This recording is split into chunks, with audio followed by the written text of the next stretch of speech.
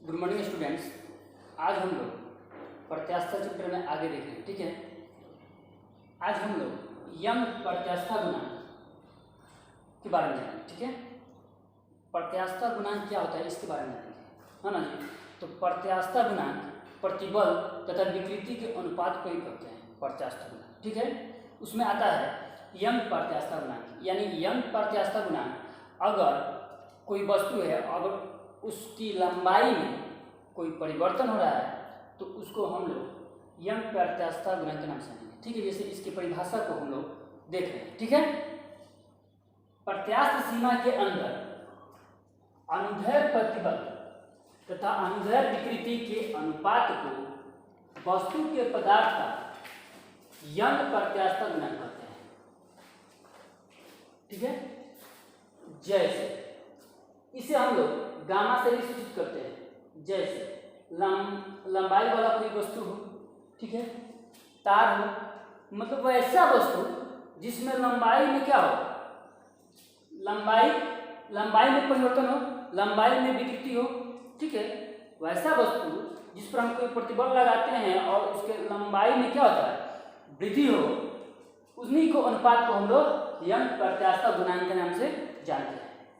देखिए, यंग प्रत्यास्था गुणांक बराबर अनुदैर्ध्य प्रतिबल बाई अनुदैर्ध्य विकृति। यंग प्रत्यास्था गुणांक बराबर अनुदैर्ध्य प्रतिबल बटा अनुदैर्ध्य विकृति। इसका ऐसा ही मात्रक न्यूटन प्रति मीटर स्क्वायर तथा बीमा m l के पावर -1 t के पावर -2 होती है। ठीक है, आगे हम लोग आयतन प्रत्यास्था गुणांक के बारे में जानेंगे। ठीक है, आयतन प्रत्यास्था गुणांक, ठीक है, कोई वस्तु है उसके पदार्थ में आयतन में अगर परिवर्तन होता है तो उसी के अनुपात को हम लोग आयतन प्रत्यास्था गुणांक के नाम से जानते हैं। ठीक है, परिभाषा के तौर पर परिभाषा हम लोग देखते हैं। ठीक है, प्रत्यास्थ सीमा के अंदर अभिलंब प्रतिबल तथा आयतन विकृति के अनुपात को उस वस्तु के पदार्थ का आयतन प्रत्यास्था गुणांक कहते हैं। ठीक है, इसे हम लोग 20 से सूचित करते हैं। जैसे गुब्बारे को दाबने पर, जैसे देखते हैं गुब्बारा है और उसको दाबते हैं तो उसके क्या होता है, आयतन में, या कोई भी पदार्थ है उसके आयतन में परिवर्तन हो जाए। ठीक है, तो उसी को हम लोग उसके प्रतिबल तथा उसके विकृति के अनुपात को हम लोग आयतन प्रत्यास्थ गुणांक के नाम से जानते हैं। ठीक है, आयतन प्रत्यास्थ गुणांक बराबर अभिलंब प्रतिबल बटा आयतन विकृति।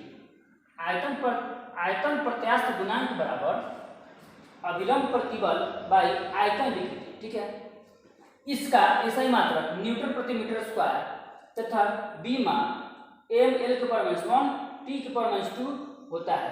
यहाँ पर यंग प्रत्यास्था गुणांक का मात्रक और बीमा और आयतन प्रत्यास्था गुणांक का मात्रक और बीमा दोनों सेम, क्योंकि प्रतिबल का भी मात्रक न्यूटन प्रति मीटर स्क्वायर होता है तथा बीमा m l के पावर -1 t के पावर -2 होता है, क्योंकि विकृति है, इसकी कोई बीमा कोई मात्रक नहीं होती। ठीक है, तो यहाँ पर आयतन प्रत्यास्थ गुणांक का भी मात्रक वही होगा जो प्रतिबल का होगा। ठीक है, इसके बाद आगे हम लोग दृढ़ता गुणांक के बारे में जानेंगे, यानी कि अपरूपक प्रत्यास्थ गुणांक के बारे में जानेंगे। ठीक है,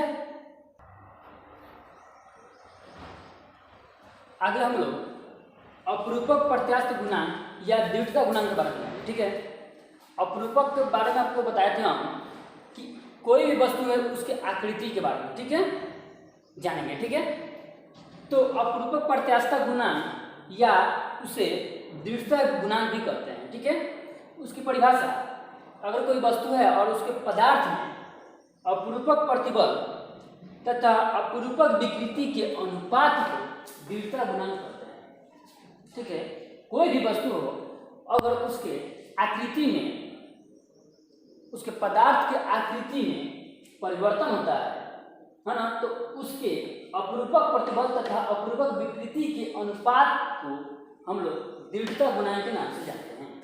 ठीक है, इसे ईटा से सूचित करते हैं।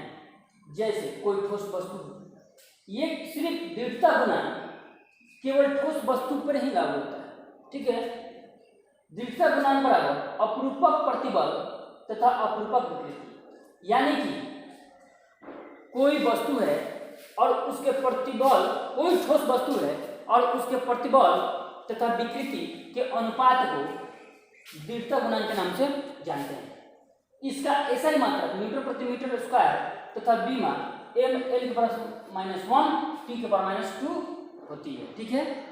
नोट में एक और क्वेश्चन आता है, क्वेश्चन हम लोग को हमेशा आता है इस चैप्टर से कि कोई वस्तु में या कोई पदार्थ में ताप बढ़ा दिया जाता है तो प्रत्यास्थता का मान क्या होता है?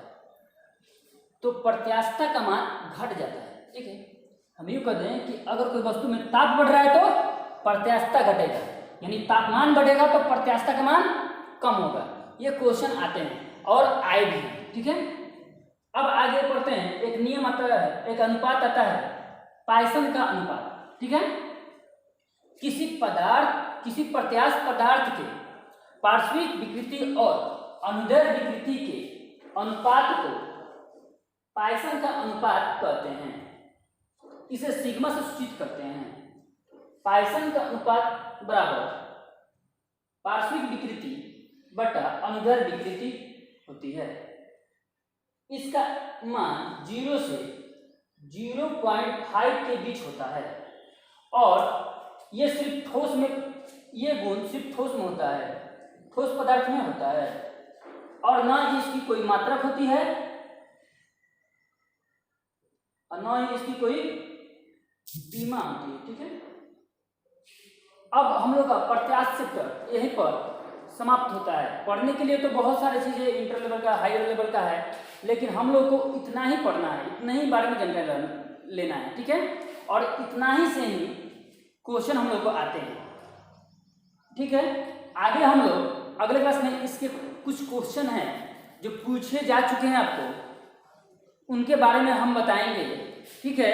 तब तक पूरा चैप्टर को आप ध्यानपूर्वक पार्ट 1 से लास्ट पार्ट तक देख लीजिएगा, ठीक है। तब तक के लिए धन्यवाद, मिलते हैं अगले क्लास में।